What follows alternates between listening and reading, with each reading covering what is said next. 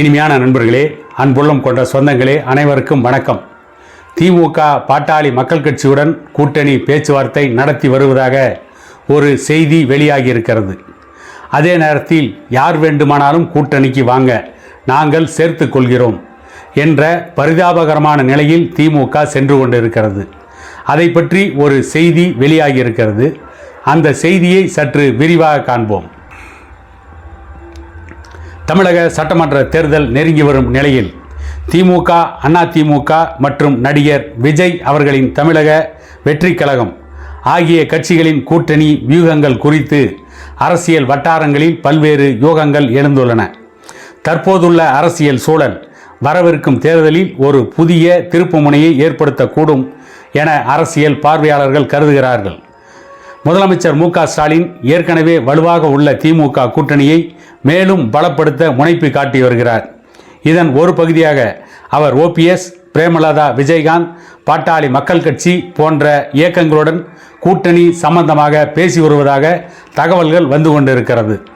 திமுக கூட்டணியிலிருந்து மறுமலர்ச்சி திமுக வெளியேற வாய்ப்புள்ளதாகவும், அதற்கு ஈடாக பாட்டாளி மக்கள் கட்சி, தேமுதிக, OPS போன்ற கட்சிகளை உள்ளே கொண்டு வர திமுக திட்டமிடுவதாகவும் கூறப்படுகிறது. இந்த நடவடிக்கைகள் அனைத்தும் காங்கிரசின் நிலைப்பாடு குறித்து திமுகவுக்கு உள்ள சந்தேகங்களை அடிப்படையாக கொண்டதாக கூறப்படுகிறது. காங்கிரஸ் கட்சி எந்த நேரத்திலும் திமுக கூட்டணி விட்டு விலகக்கூடும் என்ற அச்சம் காரணமாக திமுக இந்த நடவடிக்கைகளை மேற்கொண்டுள்ளதாக அரசியல் விமர்சகர்கள் கருதுகிறார்கள். புதிய தமிழகம் போன்ற சிறிய கட்சிகளையும் தனது கூட்டணியில் சேர்த்து எதிர்க்கட்சிகளுக்கு ஒரு வாய்ப்பும் தராமல் ஒரு வலுவான தேர்தல் அணியை உருவாக்க ஸ்டாலின் விரும்புவதாக தகவல்கள் தெரிவிக்கின்றன. காங்கிரஸ் மீதான நம்பிக்கையை கிட்டத்தட்ட ஸ்டாலின் முழுவதும் இழந்துவிட்டார் என்று சொல்லப்படுகிறது.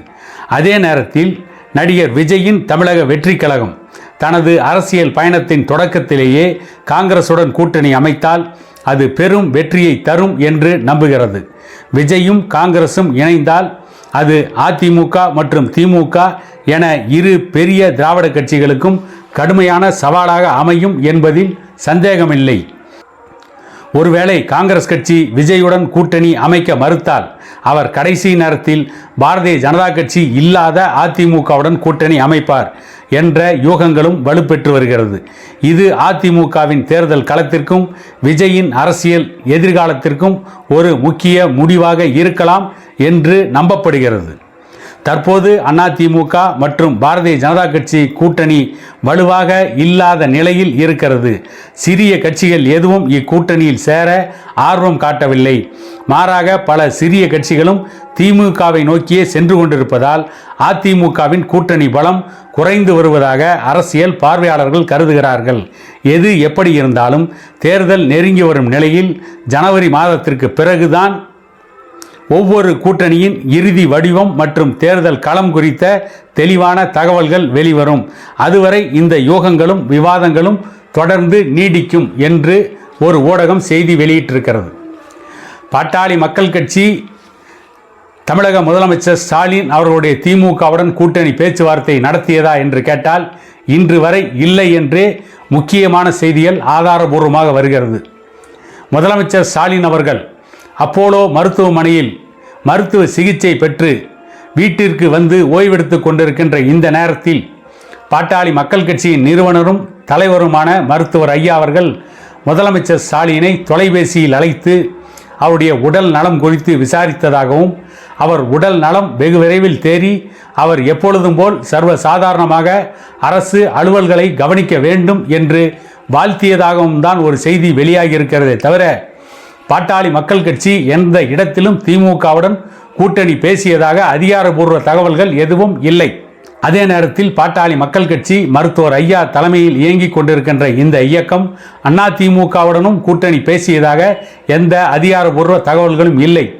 கூட்டணி பற்றிய அதிகாரப்பூர்வ அறிவிப்பை மருத்துவர் ஐயா அவர்கள் என்ன செய்ய போகிறோம், யாரோடு கூட்டணி வைக்கப் போகிறோம் அல்லது கூட்டணி வைக்கின்ற முழு அதிகாரமும் மருத்துவர் ஐயாவிற்கு வரவிருக்கின்ற பொதுக்குழு, இந்த ஆகஸ்ட் மாதம் 17ஆம் தேதி கூட இருக்கின்ற பொதுக்குழு தான் முடிவு செய்யும்.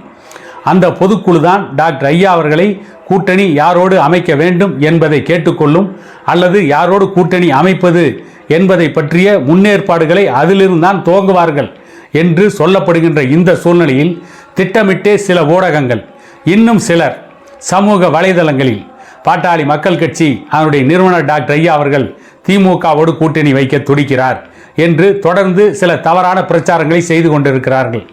இந்த பிரச்சாரங்களின் பின்னணி என்னவென்று பார்த்தால், பாட்டாளி மக்கள் கட்சியுடைய நிறுவனர் டாக்டர் ஐயா அவர்கள் திமுகவோடு கூட்டணி வைக்கப் போகிறார் என்று ஒரு பொய்யான பிரச்சாரத்தை செய்து கொண்டே இருந்தால்தான் அன்புமணி அவர்களை அதிமுக பாரதிய ஜனதா கட்சி கூட்டணிக்கு அழைக்கும் என்று சிலர் எதிர்பார்ப்பதாகவும் சில ஊடகங்கள் செய்தி வெளியிட்டுக் கொண்டிருக்கின்றன.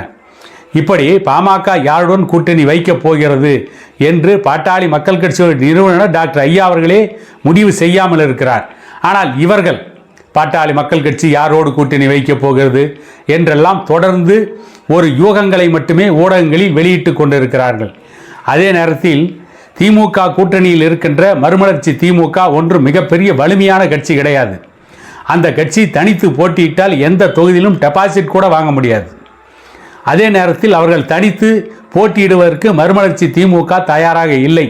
ஒருவேளை அந்த கட்சி அதிமுக கூட்டணிக்கு போனாலும் கூட அதிமுக கூட்டணிக்கு அதனால் ஒன்றும் பெரிய பலம் ஏற்பட்டுவிடப் போவதில்லை.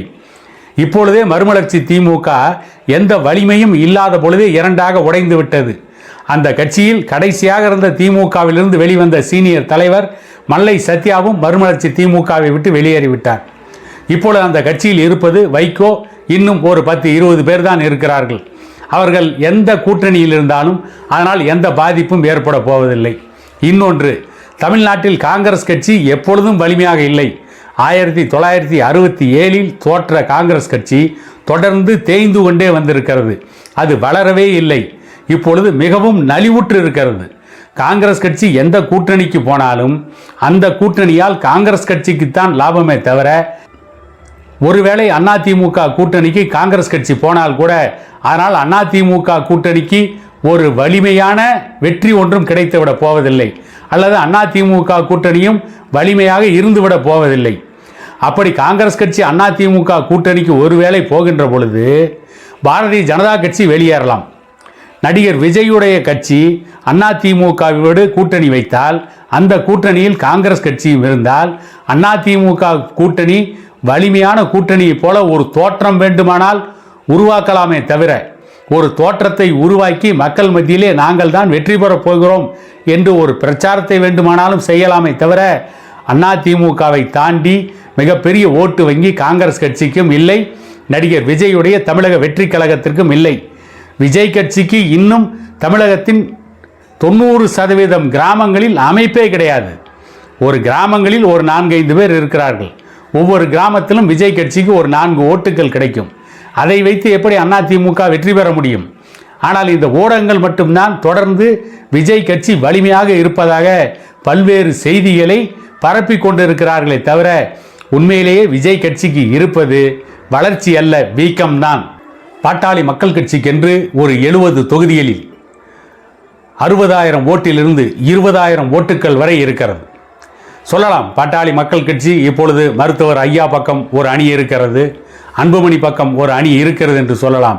ஆனால் ஓட்டுக்கள் 90% மருத்துவர் ஐயா பக்கம்தான் இருக்கிறது. அதை யாரும் மறுப்பதற்கில்லை. மருத்துவர் ஐயாவுடைய அந்த வலிமையை யாரும் குறைத்து மதிப்பிடவில்லை. சமீபத்தில் எடுக்கப்பட்ட ஒரு புள்ளி விவரம் கூட அதைத்தான் கூறுகிறது. மருத்துவர் ஐயா இருக்கின்ற அணிக்கு பாட்டாளி மக்கள் கட்சியின் 90% ஓட்டுகள் விழும். ஆகவே பாட்டாளி மக்கள் கட்சியோடு கூட்டணி வைக்க வேண்டும் என்றுதான் திமுகவும் துடித்து கொண்டிருக்கிறது, அதிமுகவும் துடித்து கொண்டிருக்கிறது.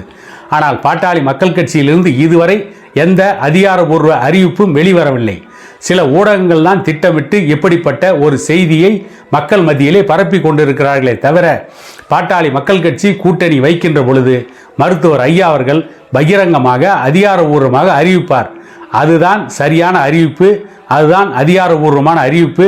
அந்த அறிவிப்பு தான் தமிழகத்தில் வருகின்ற 2026ஆம் ஆண்டு நடைபெறுகின்ற சட்டமன்ற தேர்தலின் வெற்றி தோல்வியை தீர்மானிக்கும் என கூறிக்கொண்டு இன்னொரு காணொளியில் உங்களை சந்திக்கும் வரை உங்களிடமிருந்து விடைபெறுவது உங்கள் எடப்பாடி துரைசாமி.